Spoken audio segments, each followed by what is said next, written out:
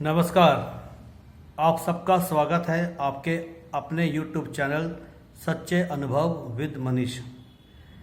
यहाँ पर मैं लोगों के द्वारा भेजी गई उनकी सच्चे अनुभव की घटना को कहानी के माध्यम से आप सबके सामने प्रस्तुत करता हूँ। ये वो घटनाएं होती है जिन लोगों ने मुझे भेजी है और उनके जीवन में जो अनुभव हुआ है। यदि आपके पास भी कोई अनुभव है तो आप मुझे भेज सकते हैं। मेरे ईमेल एड्रेस है manishmishra@gmail.com पर। और यदि आपका कोई अनुभव है तो आप मुझे मेरे YouTube के कमेंट बॉक्स पे भी अपनी एक्सपीरियंस को मेरे साथ शेयर कर सकते हैं। मुझे थोड़ा टाइम लगता है, लेकिन मैं आपकी पूरी कहानी को जैसे आप मुझे भेजते हो वैसी कहानी मैं लोगों के साथ शेयर करता हूँ। तो आज की एक कहानी है दिल्ली की, जो एक कपल है तो उनके साथ क्या अनुभव हुआ एक फेमस मॉल की अंडरग्राउंड पार्किंग में। तो आप कहानी पे बने रहिए। कहानी आपको अच्छी लगती है तो शेयर करिए, लाइक करिए और सब्सक्राइब करिए।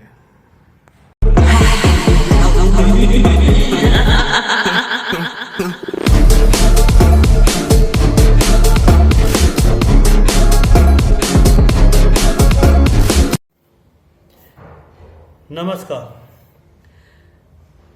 ये कहानी जो मुझे भेजी गई है ये एक दिल्ली के कपल की कहानी है। और कुछ साल पहले इन दोनों की शादी हुई थी और जब इनकी एंगेजमेंट हुई थी तो इन्होंने मुझे बताया कि आपस में इन्होंने बात करी। जो इनकी धर्मपत्नी जो अब है, जो इनकी पहले मंगेतर थी, जिसका नाम है शिखा, और इनके पति का नाम राजीव है। इन्होंने कहा था कि एंगेजमेंट के बाद इनकी धर्मपत्नी ने इनको फ़ोन किया कि हम अपनी शादी की शॉपिंग किसी फेमस मॉल से करेंगे। तो इन्होंने भी कहा कि ठीक है। तो दोनों ने घर वालों से सहमति ली और एंगेजमेंट के बाद ये के शॉपिंग मॉल में गए। तो एक जो दिल्ली का एक बहुत फेमस शॉपिंग मॉल है उसमें जाते हैं और जो उसकी जो अंडरग्राउंड है जहाँ पे हम सब लोग गाड़ियाँ पार्क करते हैं उसके पार्किंग एरिया में जाते हैं।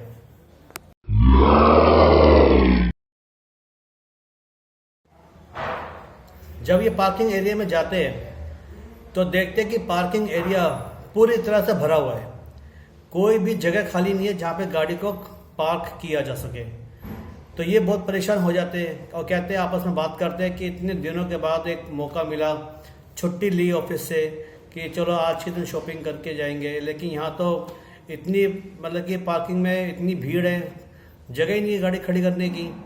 तो इधर उधर देखते हैं तो थोड़ी सी मेहनत करते हैं कि कहीं जगह मिल जाए। तो इनको एक जगह दिखाई देती है राजीव को। राजीव कहते हैं कि देखो शिखा, वहाँ पे कोने में एक जगह खाली है, यहाँ हम अपनी गाड़ी खड़ी कर सकते हैं। तो शिखा कहती है हाँ ये ठीक रहेगा, क्योंकि देखो वहाँ पे शायद किसी का ध्यान गया ही नहीं है, क्योंकि ये जगह थोड़ी कोने में थी। पार्किंग में बिल्कुल मेन एरिया में नहीं थी, ये जगह थोड़े से कोने एरिया में थी जहाँ थोड़ी लाइट भी कम थी, या यूँ कह लो थोड़ा अंधेरा ज़्यादा था वहाँ पर। तो इन्होंने कहा कि चलो ठीक है, हम यहाँ पे अपनी गाड़ी को पार्क करते हैं और यहीं पे अपना काम करके निकलते हैं अपना। शिखा बताती है कि जब इन्होंने वहाँ पे गाड़ी पार्क करी तो वहाँ पे जैसे गाड़ी पार्क करके ये अपने दरवाज़ा बंद करके बाहर निकलने वाले थे, तभी इनको इतनी गंदी सी स्मेल आने लग गई गाड़ी के अंदर से। जैसे कोई मांस होता है ना जो कई दिनों से सड़ जाता है, वैसी स्मेल आने लग गई। तो उन्होंने शिखा ने कहा अपने राजीव से कि अरे राजीव देखो कितनी गंदी स्मेल आ रही है यहाँ। तो अभी कुछ देर पहले तो हम अपनी गाड़ी को पूरा अपने सर्विस सेंटर से साफ करके आए थे, बदबू कहाँ से आ रही है। तो राजीव ने कहा शायद हमने जहाँ पे गाड़ी पार्क करी है यहाँ पे ये थोड़ा एरिया वैसा है, यहाँ थोड़ी रोशनी भी कम है और सफाई भी थोड़ी कम है। यहाँ पे हो सकता है ये जो सीलन है इसके आसपास इसकी स्मेल होगी। तो शिखा ने सोचा कि हाँ सही कह रहे, हो सकता है इसी की स्मेल आ रही हो।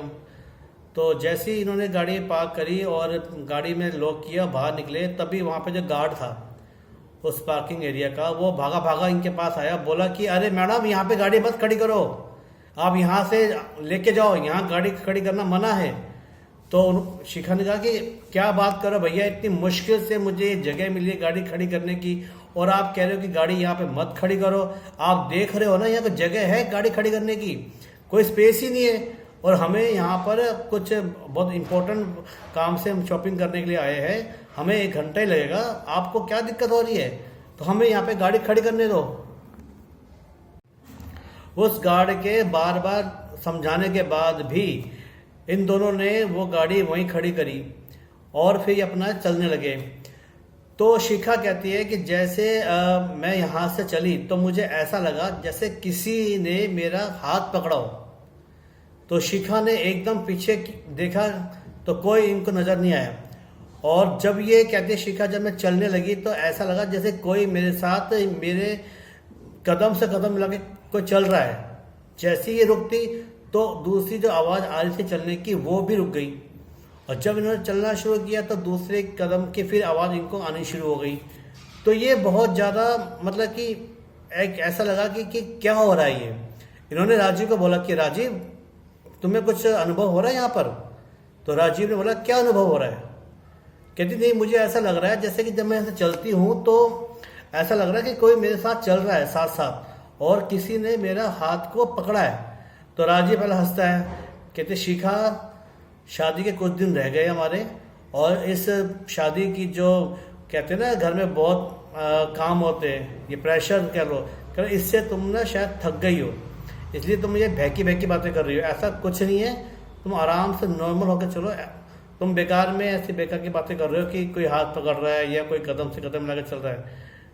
किस जमाने की बातें करते हो? आज के मॉडर्न युग में ये ऐसी बातें कौन करता है? तो शिखा ने बोला कि शायद तुम सही कह रहे हो, क्योंकि घर में इतनी टेंशन है, काम है, मैं यहाँ जा रही हूँ वहाँ जा रही हूँ, शायद उस थकावट से मुझे ऐसा कुछ फील हो रहा है। तो राजू ने बोला कि हाँ, अब बात तुम्हारी समझ में आई, अब चलो ऊपर जाके जो हम अपने जो तुम्हें ये जो लहंगा लेना है वो लेके चलते हैं। शिखा बड़ी खुश होती है, ठीक है। दोनों हंसते हंसते लिफ्ट से ऊपर की ओर आते हैं और एक लहंगे वाली शॉप में जाते हैं।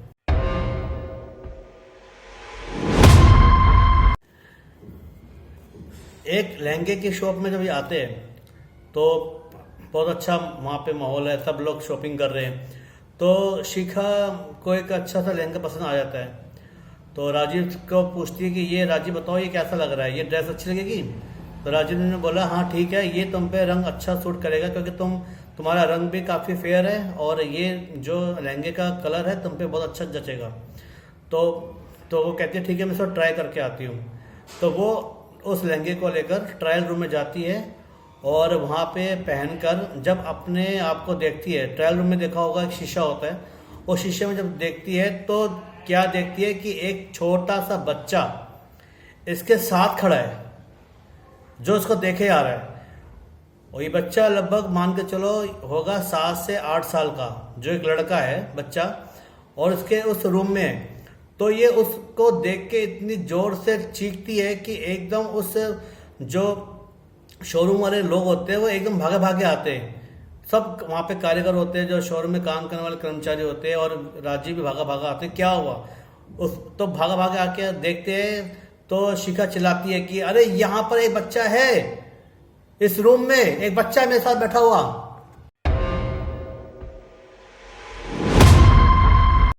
तो सब कहते हैं कि कहाँ है बच्चा, किधर बच्चा? तो शिखा कहती देखो ये खड़ा। तो कहते कहाँ खड़ा? तो फिर वो बच्चा अब शिखा को नजर नहीं आता। शिखा कहती है अरे यही तो बच्चा था। वो कह रहे यहाँ कोई बच्चा नहीं मैडम, इस रूम में आप अकेले गए थे, यहाँ पे कौन बच्चा आएगा? तो ऐसे कह के वो शिखा थोड़ी कंफ्यूज से हो जाती है। तो राजीव कहता है शायद ना तुम्हारा प्रेशर ज़्यादा हो गया है। तो राजीव उसको कहता है सब लोग उसको पानी वानी पिलाते हैं, पानी पिला के थोड़ा नॉर्मल सी होती है। तो ये कहते हैं फिर उन्होंने वहाँ पे शॉपिंग करी, अपना वो जो था लहंगा उन्होंने पसंद किया, पेमेंट करी। तो राजीव ने बोला कि काम करते शिखा, तुम ना कॉफ़ी पी लो क्योंकि तुम लग रहा है कि तुम्हारा थोड़ा सा प्रेशर ज़्यादा हो गया। तो शिखा कहती है हाँ ठीक है, शायद कुछ ज़्यादा ही मुझे ऐसी चीज़ें दिखाई दे रही है कि कल रात को मैंने हॉरर मूवी देखी थी, शायद उसी का असर ये हो सकता है। तो शिखा जब उस शोरूम से निकलती है कॉफ़ी हाउस जाने के लिए, आपने देखा होगा जहाँ आप कहीं आप जाते हो अच्छे शॉपिंग मॉल में, कि बहुत सारे शोरूम होते हैं और शोरूम के मोस्टली सभी जो गेट होते हैं वो मोस्टली शीशे के होते हैं, और आप जब चलते हो तो आपको अभी अपनी भी कुछ अपनी फ़ोटो या अपनी अपनी परछाई दिखाई देती है। तो शिखा कहती है जब मैं उस वहाँ से निकली शोरूम से कॉफ़ी हाउस जाने के लिए, तो अचानक कोई दूसरे जो शोरूम पड़ते मेरी नज़र गई, तो उन शीशे में मुझे ऐसा लगा कि एक बच्चा मेरा हाथ पकड़ के चल रहा है, और मुझे साफ बिल्कुल क्रिस्टल दिखाई दिया बच्चा जो मेरे साथ खड़ा हुआ था या यूँ कह लो मेरे साथ चल रहा था। तो उसको देखकर मैंने एकदम राजीव को बोला कि राजीव ये कौन है?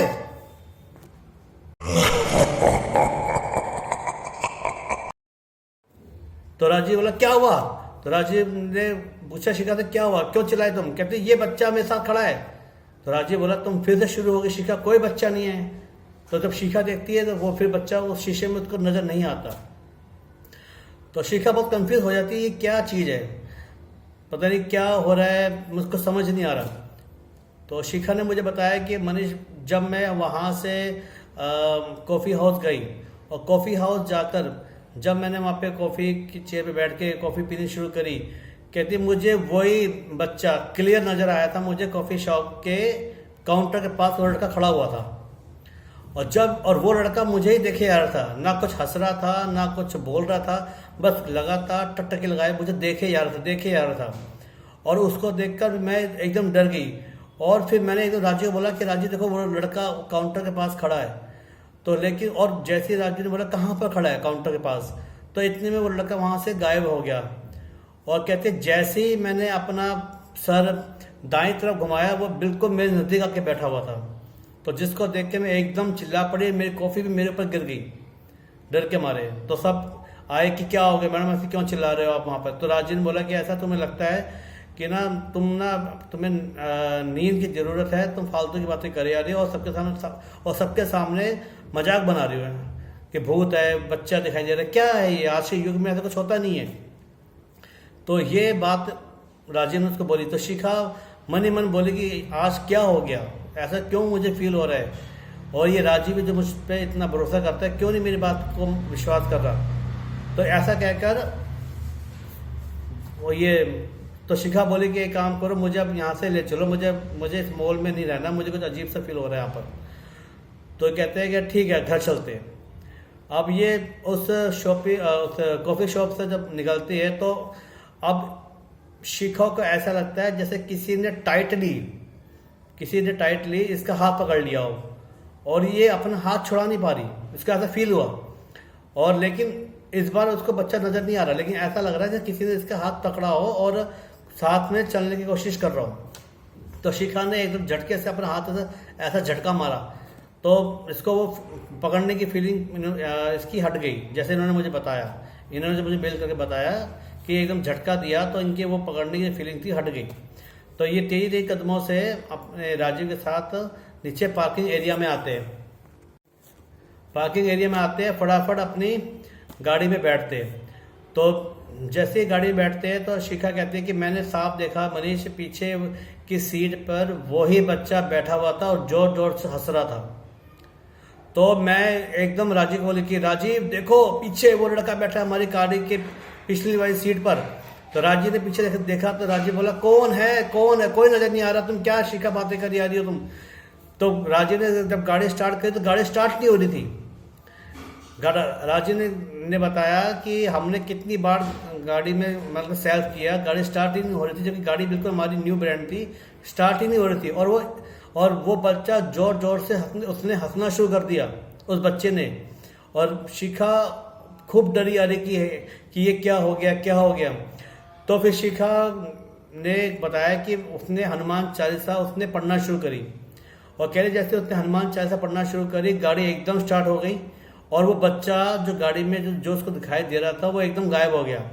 तो शिखा ने बताया कि घर आते हुए मॉल से मैंने लगभग पूरे रास्ते भर मैंने हनुमान चालीसा का पाठ किया, जो लगभग 15-16 बार मैंने पढ़ा होगा।